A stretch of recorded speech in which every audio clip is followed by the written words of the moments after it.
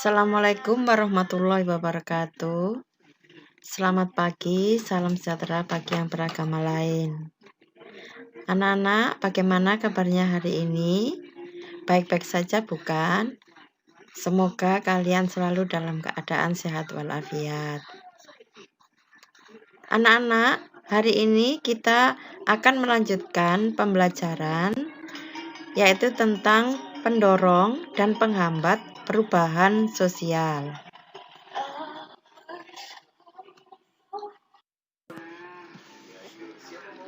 Faktor pendorong atau penyebab.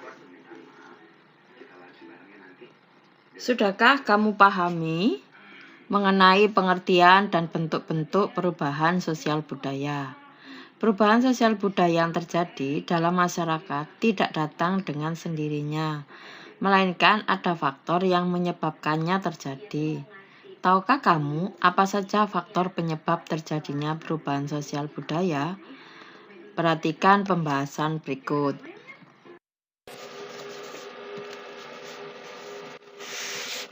Yang pertama yaitu faktor intern. Faktor intern meliputi 1. Bertambah dan berkurangnya jumlah penduduk. Mengapa perubahan jumlah penduduk menyebabkan terjadinya perubahan sosial budaya? Semakin besar jumlah penduduk, semakin banyak permasalahan yang dihadapi oleh suatu daerah. Sebagai contoh, jumlah penduduk suatu kota mengalami peningkatan yang besar karena adanya urbanisasi. Penambahan ini mempengaruhi jumlah lahan yang ditempati serta berbagai sarana dan prasarana yang dibutuhkan. Maka terjadilah banyak perubahan sosial budaya di kota tersebut.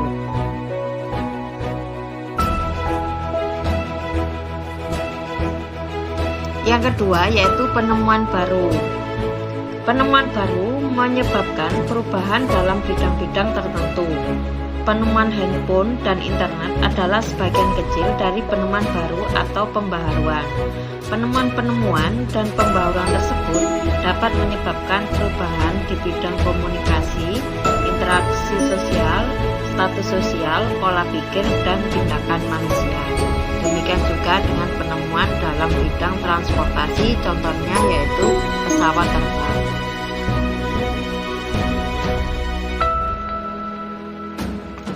Selanjutnya yaitu konflik.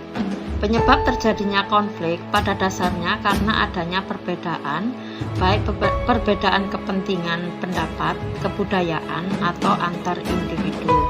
Konflik tersebut kemudian dapat menyebabkan terjadinya perubahan dalam masyarakat.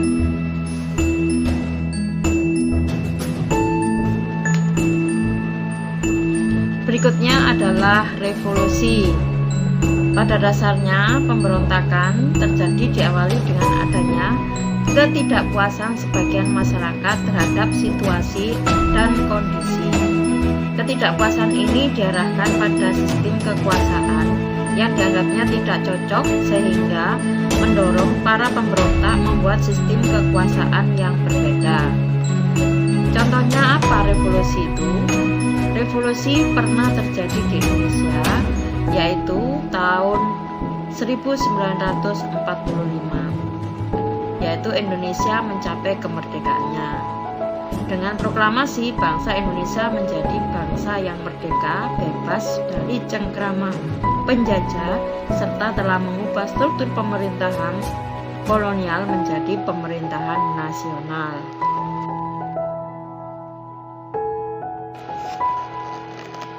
Faktor ekstern.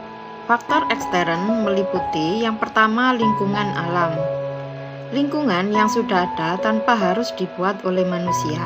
Lingkungan alam diantaranya daratan atau tanah, perairan, dan udara.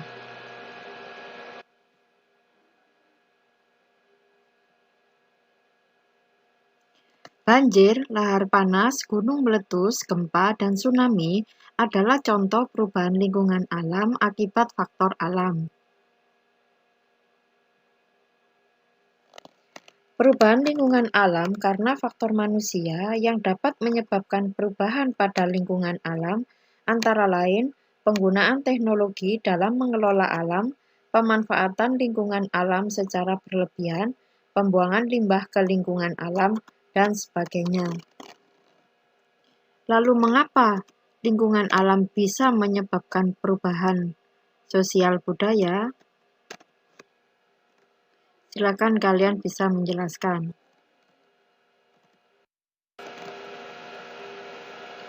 Selanjutnya, peperangan antar negara.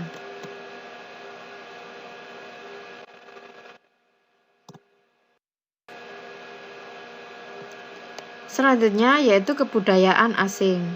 Kebudayaan dalam masyarakat mempunyai kecenderungan untuk saling mempengaruhi. Seperti halnya kamu dan temanmu, kamu dapat mempengaruhi mereka dalam berpakaian, gaya rambut, ataupun berperilaku. Begitu juga sebaliknya, temanmu dapat mempengaruhi kamu dalam berbagai hal. Dalam masyarakat, pengaruh kebudayaan suatu masyarakat dapat menyebabkan terjadinya perubahan sosial budaya pada masyarakat lain. Hubungan yang terjadi dapat menimbulkan pengaruh timbal balik.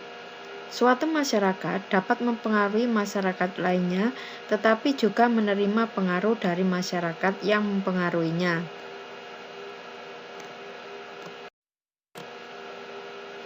Proses pengaruh kebudayaan lain yang menyebabkan terjadinya perubahan sosial budaya antara lain sebagai berikut. Yang pertama yaitu difusi. Difusi merupakan proses penyebaran unsur baru, baik berupa alat, ide, atau gagasan dari satu pihak ke pihak lain, dari suatu tempat ke tempat lain, dari satu orang ke orang lain, dan dari satu masyarakat ke masyarakat lain. Difusi dapat dengan mudah tersebar ketika masyarakat itu terbuka dengan dunia luar. Contohnya, pada masyarakat tani tradisional, pengolahan lahan pertanian masih menggunakan tenaga hewan dan tenaga manusia.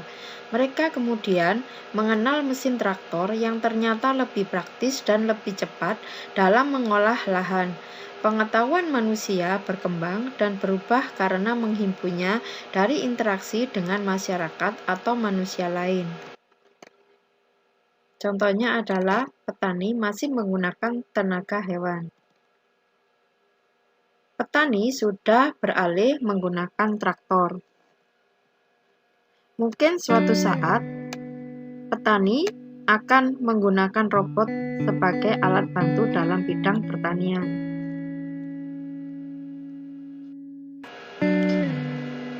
Selanjutnya yaitu akulturasi atau cultural contact. Akulturasi terjadi ketika satu kebudayaan tertentu yang dihadapkan dengan unsur-unsur kebudayaan asing, lambat laun unsur kebudayaan asing tersebut melebur atau menyatu ke dalam kebudayaan sendiri atau asli, tetapi tidak menghilangkan ciri kebudayaan lama. Contohnya, ada musik Portugis digabung dengan musik Jawa akan menghasilkan musik keroncong.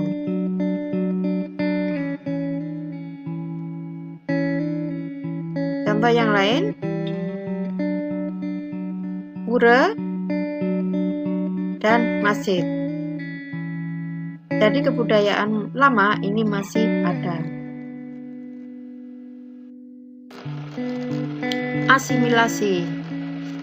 Pertemuan dua kebudayaan yang lambat laun melebur menjadi kebudayaan baru, di mana unsur dari masing-masing kebudayaan asli hilang. Contohnya yaitu makanan bakpao. Ini adalah kebudayaan dari Cina. Yang kedua yaitu kawin campur, di mana perkawinan antara budaya Jawa dengan luar negeri.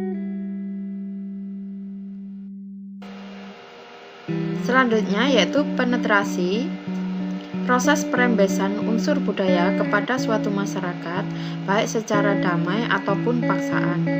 Masuknya unsur agama atau pemaksaan kebudayaan dari bangsa penjajah kepada bangsa yang dijajah merupakan contoh proses penetrasi. Contohnya masuknya agama Hindu dan Islam ke Indonesia.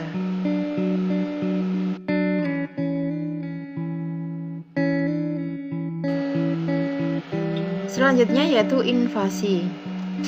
Invasi yaitu masuknya unsur-unsur kebudayaan asing ke dalam kebudayaan setempat dengan peperangan atau penaklukan bangsa asing terhadap bangsa lain.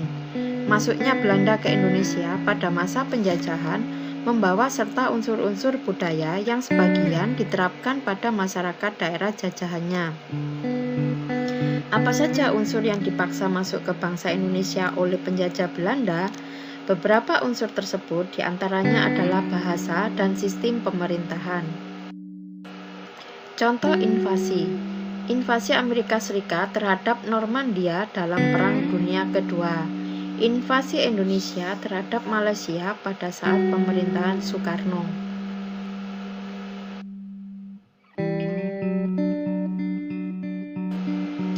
Selanjutnya yaitu milenarisme.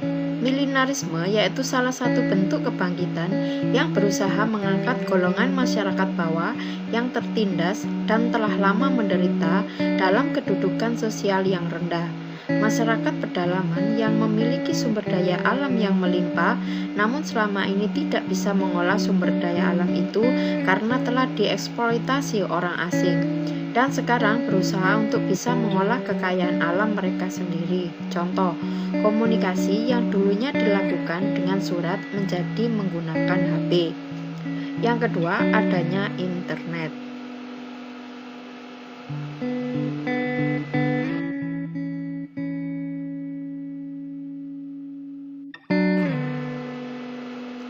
Faktor penghambat. Pertama, kurangnya hubungan dengan masyarakat luar. Keadaan masyarakat yang terasing belum tentu kehendak mereka. Hal ini dapat terjadi karena kondisi daerah yang terisolasi dari jalur komunikasi dan transportasi dapat menyebabkan mereka menjadi terisolasi dari masyarakat lain. Tentunya hal tersebut dapat menghambat terjadinya perubahan sosial budaya. Mengapa demikian? Kehidupan masyarakat terasing atau terisolasi menyebabkan masyarakatnya tidak mengetahui perkembangan yang terjadi pada masyarakat lain, sehingga mereka sulit untuk berkembang dan memperkaya budayanya. Akibatnya, perubahan sosial budaya dalam masyarakat tersebut menjadi sulit terjadi. Contohnya yaitu masyarakat primitif. Perkembangan ilmu pengetahuan yang terhambat. Ilmu pengetahuan adalah jendela dari perubahan sosial budaya. Ketika ilmu pengetahuan berkembang dengan baik, sudah pasti masyarakat yang bersangkutan akan mengalami perubahan sosial budaya dengan cepat. Namun sebaliknya, apabila ilmu pengetahuan dalam masyarakat lambat, maka perubahan sosial akan berjalan dengan lambat.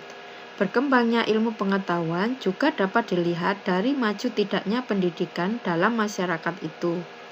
Ada juga daerah yang memang terisolir, terasing, terpencil, dan jauh dari masyarakat lain, sehingga sulit untuk mendapatkan ilmu pengetahuan. Tetapi banyak juga daerah yang sebenarnya terisolir atau sulit dijangkau komunikasi dan transportasi, namun memiliki keinginan kuat dalam memperoleh ilmu pengetahuan.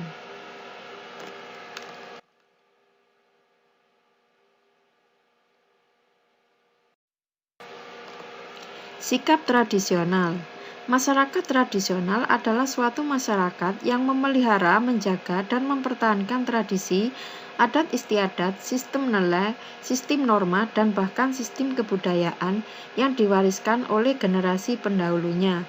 Dilihat dari letak pemukimannya, masyarakat tradisional umumnya terdapat di pedesaan. Namun, antara masyarakat pedesaan dan masyarakat tradisional sebenarnya tidak bisa disamakan.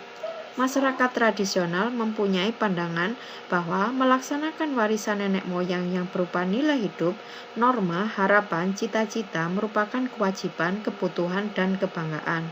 Karakteristik yang menonjol dari masyarakat tradisional adalah melaksanakan tradisi mereka dengan murni. Contoh masyarakat suku Baduy. Berikutnya adalah kepentingan pribadi, di mana banyak masyarakat yang ingin mencalonkan dirinya untuk untuk hal-hal pribadi, yaitu misalkan mencalonkan diri menjadi penguasa pada suatu daerah.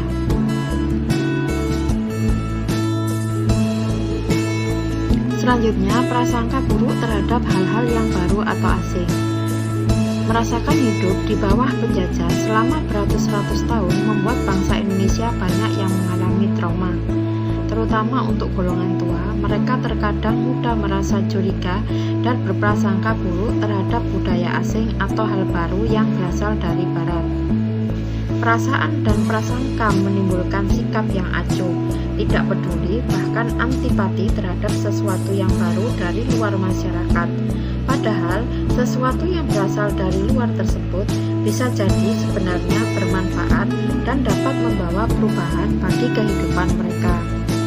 Namun, ada masyarakat yang memang menanamkan sikap kepada warganya bahwa sesuatu yang berasal dari luar masyarakat hanya akan merusak alam dan kehidupan mereka.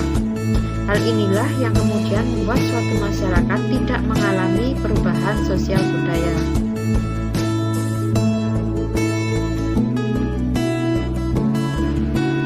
Selanjutnya yaitu rasa takut, hambatan ideologi, dan sikap pasrah.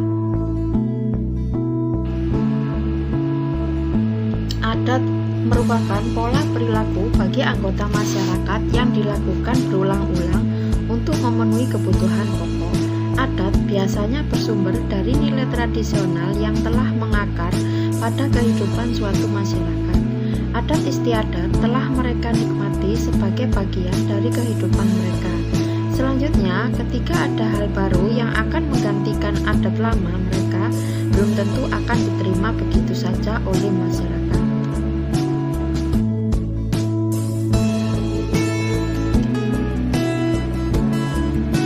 Dari penjelasan di atas, maka dapat disimpulkan pendorong dan penghambat perubahan sosial meliputi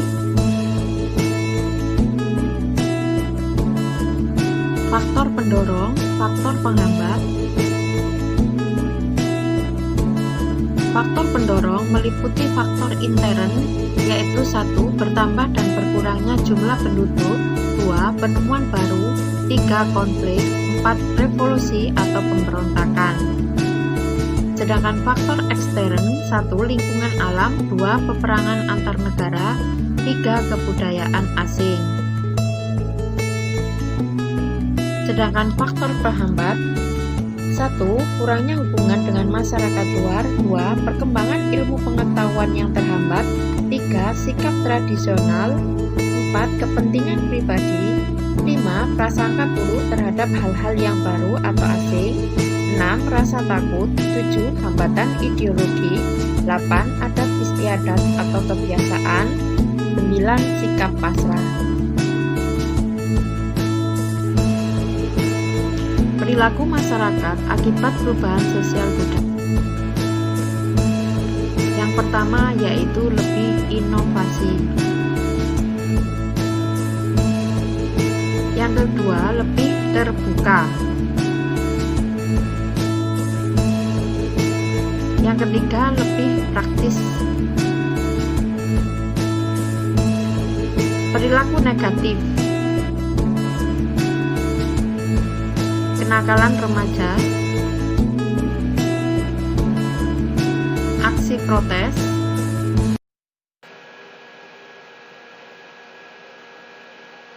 kriminalitas, meninggalkan nilai luhur budaya bangsa, pergolakan atau konflik dalam masyarakat.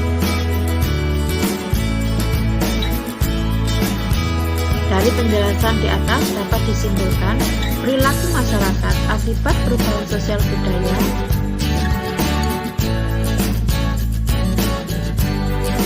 Yang pertama perilaku positif, yang kedua perilaku negatif.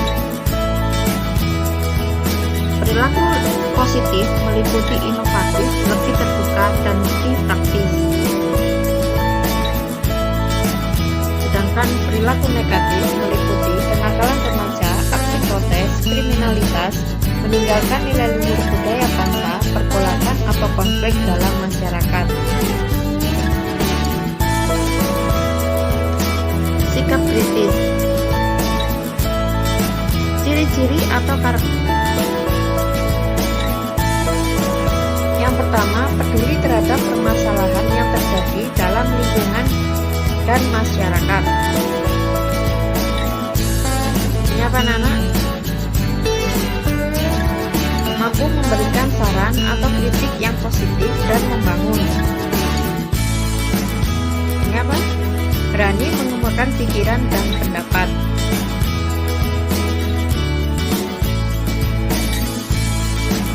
Kalau ini apa, Nana? Ya, cermat. Kalau ini evaluasi diri. Jadi, sikap kritis meliputi pengertian dan karakteristik atau ciri-ciri. Pengertiannya, sikap yang mampu menilai secara analitis persoalan-persoalan nyata dan memahaminya. Sedangkan ciri-ciri, peduli terhadap permasalahan yang terjadi dalam lingkungan dan masyarakat, mampu memberikan saran atau kritik yang positif dan membangun, berani mengemukakan pikiran dan pendapat, cermat memilih perbuatan baik dan buruk, dan yang terakhir mampu mengevaluasi diri. Bagaimana, Nak? Paham ya? Nah, sekarang kamu kerjakan di buku tugas. Diskusikan contoh perubahan sosial budaya yang terjadi di Indonesia akibat dari bertambah dan berkurangnya penduduk, 2 penemuan baru, 3 konflik, 4 revolusi atau pemberontakan. Tulislah masing-masing perubahan sosial tersebut secara ringkas. Sedangkan yang kedua, apa yang ingin kamu ketahui dari kehidupan mereka? 3. Apa faktor penghambat perubahan sosial budayanya? Kamu tulis di buku tugas, kamu kirimkan ke WA-nya Bu Tari. Demikianlah materi pembelajaran